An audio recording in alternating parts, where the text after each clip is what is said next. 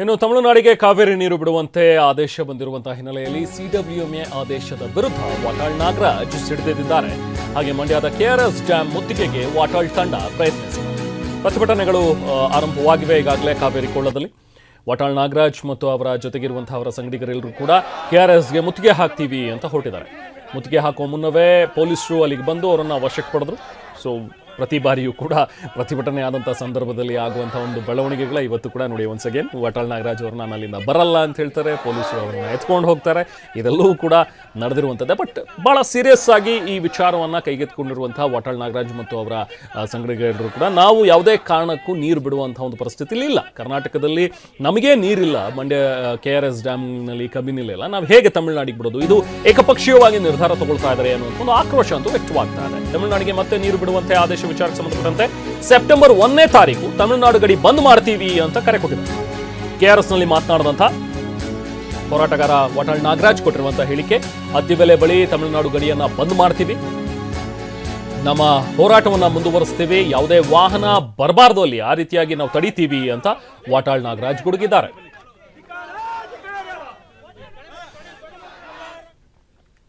ಒಂದನೇ ತಾರೀಕು ತಮಿಳುನಾಡು ಗಡಿ ಬಂದ್, 1ನೇ ತಾರೀಕು ಅತ್ತಿಬೆಲೆ ಹತ್ರ ಗಡಿ ಬಂದ್. ಯಾವ ತಮಿಳುನಾಡಿನ ವಾಹನಗಳು ಬಿಡೋದಿಲ್ಲ, ಯಾವ ಕಾರಣಕ್ಕೂ ಬಿಡೋದಿಲ್ಲ. ಅಂತಿಮವಾಗಿ ನಾವೇನು ತಮಿಳರನ್ನ ಇಲ್ಲಿಂದ ಹೋಗಿ ಅನ್ನೋದಕ್ಕಿಂತ ಹೆಚ್ಚಾಗಿ ಪರಿಸ್ಥಿತಿ ಆ ಥರ ಬರುತ್ತೆ. ವಿಜಯ್ಗೆ ಹೇಳ್ತೀನಿ, ಸ್ಟಾಲಿನ್ಗೆ ಹೇಳ್ತೀನಿ, ರಾಜಕೀಯ ಮಾಡಬೇಡಿ. ತಮಿಳುನಾಡಿನಲ್ಲಿ ನೀವು ರಾಜಕೀಯ ಮಾಡ್ತಾಯಿದ್ದೀರಿ. ಮೇಕೆದಾಟಿಗೆ ನೀವು ಅನುಮತಿ ಕೊಡಿ. ಅವರ ಅನುಮತಿ ಬೇಕು ಆಗಿಲ್ಲ. ಈಗ ನಿಮ್ಗೆ ಹೇಳ್ದ ಪಾರ್ಲಿಮೆಂಟ್ ಹೇಳೇ ಬಿಟ್ರು ಯಾರ ಅನುಮತಿ ಬೇಕಾಗಿಲ್ಲ ಅಂತ. ಈಗ ಇವರು ಪಾದಯಾತ್ರೆ ಮಾಡಿದ್ರಲ್ಲ ಶೂರರು, ಇವರು ಈಗ ಮೇಕೆದಾಟನ್ನ ಮಾಡಲೇಬೇಕು, ಇವ್ರ ಕೈಲಿದೆ. ಆ ದೃಷ್ಟಿಯಿಂದ ಮೇಕೆದಾಟು ಮಾಡದಿದ್ರೆ ಭಾರಿ ಹೋರಾಟ ಆಗುತ್ತೆ. ಮತ್ತು ಈಗ 31ನೇ ತಾರೀಕು ತಮಿಳುನಾಡು ಗಡಿ ಬಂದ್, 1ನೇ ತಾರೀಕು. ಆಮೇಲೆ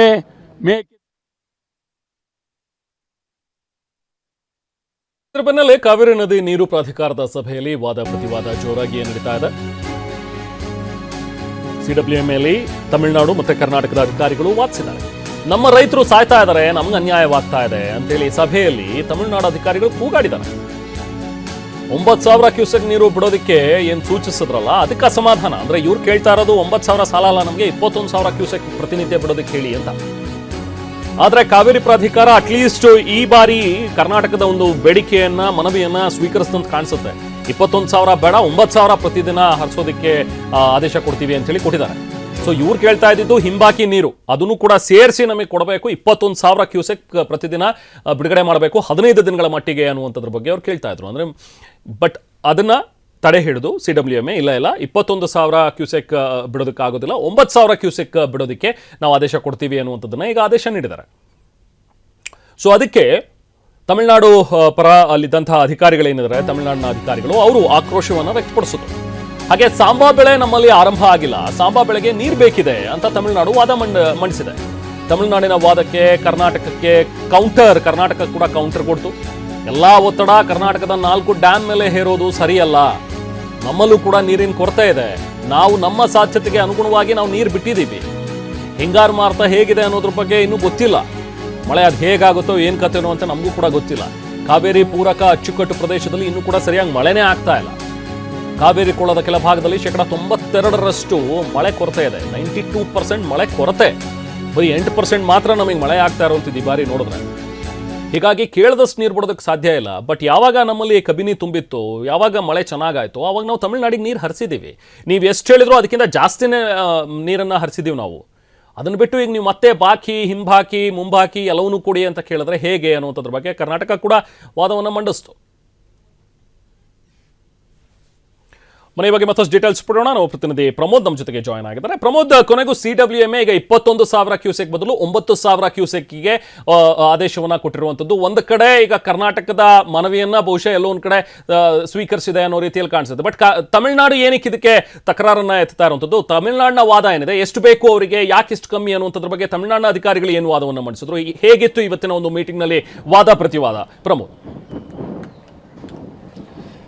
ರೆಹಮಾನ್, ತಮಿಳುನಾಡು ಹೇಳ್ತಾ ಇರುವಂತದ್ದು ಈಗಾಗಲೇ ರಾಜ್ಯದ ಡ್ಯಾಮ್ಗಳಲ್ಲಿ, ಕರ್ನಾಟಕದ ಅಣೆಕಟ್ಟುಗಳಲ್ಲಿ ಒಳಹರಿವು ಜಾಸ್ತಿ ಆಗಿದೆ. ಹೀಗಾಗಿ ಒಳಹರಿವು ಜಾಸ್ತಿ ಆಗಿರುವಂತಹ ಹಿನ್ನೆಲೆಯಲ್ಲಿ ನಮಗೆ ಹಿಂಬಾಕಿ ಏನೆಲ್ಲ ಇತ್ತು, ಸಾಕಷ್ಟು ನೀರುಗಳು ಭಾರಿ ಪ್ರಮಾಣದಲ್ಲಿ ಹರಿಬಿಡಬೇಕಾಗಿತ್ತು. ಹತ್ತತ್ರ 28 TMC ಬಾಕಿ ಬರಬೇಕಾಗಿದ್ರೆ ಆಗಸ್ಟ್ ಅಂತ್ಯದವರೆಗೆ 28 TMC ಅಷ್ಟು ನೀರು ಈ ಒಂದು ವಾರ್ಷಿಕ ಒಳಹರಿವಿನ ಮಿತಿಯಲ್ಲಿ ಬಿಡಬೇಕಾಗಿತ್ತು. ಆದರೆ ಇದುವರೆಗೂ ಕೂಡ ಬಿಟ್ಟಿಲ್ಲ. ಹಾಗಾಗಿ ಹಿಂಬಾಕಿಯನ್ನು ಕೊಡಿ ಅನ್ನುವಂಥದ್ದು ಇವತ್ತಿನ ಪ್ರಾಧಿಕಾರದ ಸಭೆ ನಿಜಕ್ಕೂ ಕೂಡ ಸಾಕಷ್ಟು ಅಂಕಿಅಂಶಗಳಿಗಿಂತ ಹೆಚ್ಚಾಗಿ ವಾಸ್ತವವಾದ ಜೊತೆಗೆ ವಾಸ್ತವ ಪರಿಸ್ಥಿತಿಯನ್ನು ಇಟ್ಟು ವಾದಕ್ಕೆ ಒಂದು ಸಾಕ್ಷಿ ಆಯಿತು. ಅತ್ತ ತಮಿಳುನಾಡು ಆರಂಭದಿಂದಲೂ ಕೂಡ ಸಾಕಷ್ಟು ಸಿಟ್ಟಾಗಿತ್ತು. ಯಾಕೆಂದರೆ ನಿನ್ನೆ ಆಯೋಗದ ಸಭೆಯಲ್ಲೂ ಕೂಡ ತಮಿಳುನಾಡಿನ ಅನೇಕ ಅಧಿಕಾರಿಗಳು ಗೊಣಗ್ತಾನೆ, ಸಿಟ್ ಮಾಡ್ತಾ, ಕೂಗಾಡ್ತಾನೆ ಹೊರಗಡೆ ಹೋಗಿದ್ರು. ಯಾಕೆಂದರೆ ಅವ್ರು ಕೇಳ್ತಾ ಇರುವಂಥದ್ದು ಪ್ರತಿನಿತ್ಯ 22,000 ಕ್ಯೂಸೆಕ್ಸ್ ನೀರನ್ನು ಕರ್ನಾಟಕ ಬಿಡಬೇಕು ತಮಿಳುನಾಡಿಗೆ ಅನ್ನುವಂಥದ್ದು.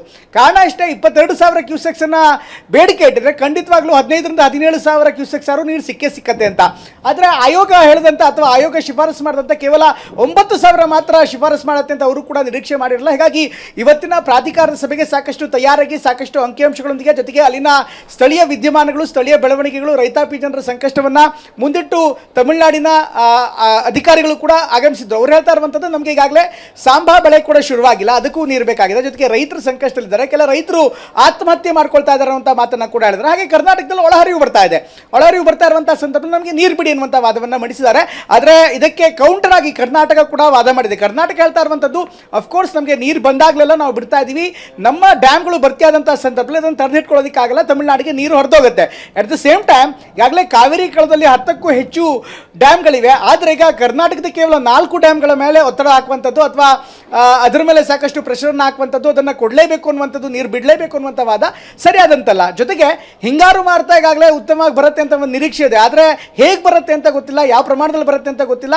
ಈಗ ಕ್ಯಾಚ್ಮೆಂಟ್ ಏರಿಯಾ ಅಂದರೆ ಕಾವೇರಿ ಕೊಳ್ಳದ ಇಂಟರ್ಮೀಡಿಯೇಟ್ ಕ್ಯಾಚ್ಮೆಂಟ್ ಏರಿಯಾ ಅಂತ ಹೇಳ್ತೀವಿ. ಅಂದರೆ ಪ್ರಭಾವ ವಲಯ, ಉದಾಹರಣೆಗೆ ರಾಮನಗರ ಇರ್ಬೋದು, ಮಂಡ್ಯ ಇರ್ಬೋದು, ಮೈಸೂರಿನ ಕೆಲ ಭಾಗಗಳಿರ್ಬೋದು, ಬೆಂಗಳೂರಿನ ಪ್ರದೇಶಗಳಿರ್ಬೋದು, ಇಲ್ಲಿ ಇವತ್ತಿಗೂ ಕೂಡ 44ರಿಂದ 92ರಷ್ಟು ಮಳೆ ಕೊಡ್ತಾ ಇದೆ. ಅಂದರೆ ವಿವಿಧ ಜಿಲ್ಲೆಗಳಲ್ಲಿ ರಾಮನಗರದಲ್ಲಿ ಹತ್ತತ್ರ 92% ಮಳೆ ಕೊರತೆ ಕಾಣ್ತಾ ಇದ್ದಾರೆ, ಮಂಡ್ಯದಲ್ಲಿ 44ರಷ್ಟು ಮಳೆ ಕೊರತೆ ಕಾಣ್ತಾ ಇದೆ. ಹೀಗಾಗಿ ಬೆಂಗಳೂರಿನಲ್ಲಿ ಒಂದಿಷ್ಟು ಬೇರೆ ಪ್ರಮಾಣದಲ್ಲಿ ಮಳೆ ಕೊರತೆ ಕಾಣ್ತಾ ಇದೆ. ಹೀಗಾಗಿ ಕಾವೇರಿಯ ಇಂಟರ್ಮೀಡಿಯೇಟ್ ಕ್ಯಾಚ್ಮೆಂಟ್ ಏರಿಯಾ ಅಂತ ಏನು ಕರಿತೀವಿ, ಆ ಭಾಗದಲ್ಲೂ ಕೂಡ ಮಳೆ ಕೊರತೆ ತುಂಬ ಜಾಸ್ತಿ ಇದೆ. ಹೀಗಾಗಿ ಒಳಹರಿವು ಈಗ ಬರ್ತಾ ಇದ್ರು ಕೂಡ ಅದು ಯಾವಾಗ ನಿಲ್ಲತ್ತೆ ಅಂತ ಗೊತ್ತಿಲ್ಲ, ಹಿಂಗಾರು ಹೇಗಿದೆ ಅಂತ ಗೊತ್ತಿಲ್ಲ.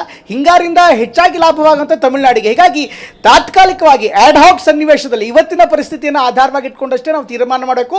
ಈಗ ನಾವು 6,000 ಮಾತ್ರ ಬಿಡೋದಕ್ಕೆ ಸಾಧ್ಯ ಅಂತ ಹೇಳಿದ್ರು. ಆದರೆ 6,000ಕ್ಕೆ ಅಂತಿಮವಾಗಿ 9,000 ಮಾಡೋ ಮೂಲಕ, ಅಂದರೆ ಈಗಾಗಲೇ ಆಯೋಗ ಏನು ಶಿಫಾರಸು ಮಾಡುತ್ತೋ ಅದನ್ನೇ ಮತ್ತೆ ಮನ್ನಣೆ ನೀಡುವ ಮೂಲಕ ತಮಿಳುನಾಡಿನ 21,000 ಕ್ಯೂಸೆಕ್ಸ್ ಬೇಡಿಕೆಗೆ ವಿರುದ್ಧವಾಗಿ ಕರ್ನಾಟಕದ 9,000 ಬೇಡಿಕೆ ಏನಿತ್ತು ಅಥವಾ 6,000ಕ್ಕಿಂತ 9,000 ಏರಿಸಿ ಕರ್ನಾಟಕದ ಪರವಾಗಿ ತೀರ್ಪನ್ನು ಕೊಡಿದೆ. ಹೀಗಾಗಿ ಇದನ್ನು ಕಂಪೇರ್ ಮಾಡಿದ್ರೆ, ಕಳೆದ ಬಾರಿ ಕಂಪೇರ್ ಮಾಡಿದ್ರೆ ಒಂದು ಹಂತಕ್ಕೆ 15,000 ಕ್ಯೂಸೆಕ್ಸ್ ಹೋಗಿತ್ತು, ಆಮೇಲೆ 12,000ಕ್ಕೆ ಬಂತು, ಈಗ 9,000ಕ್ಕೆ ಬಂದಿದೆ. ಹೀಗಾಗಿ ತಮಿಳುನಾಡಿನ ವಾದಕ್ಕೆ ಕರ್ನಾಟಕದ ಅಧಿಕಾರಿಗಳು ತುಂಬ ಗಟ್ಟಿಯಾಗಿ ಈ ಬಾರಿ ಕೌಂಟರ್ ಮಾಡೋದು ತಪ್ಪಾಗಲ್ಲ. Okay, yes, thank you Pramod.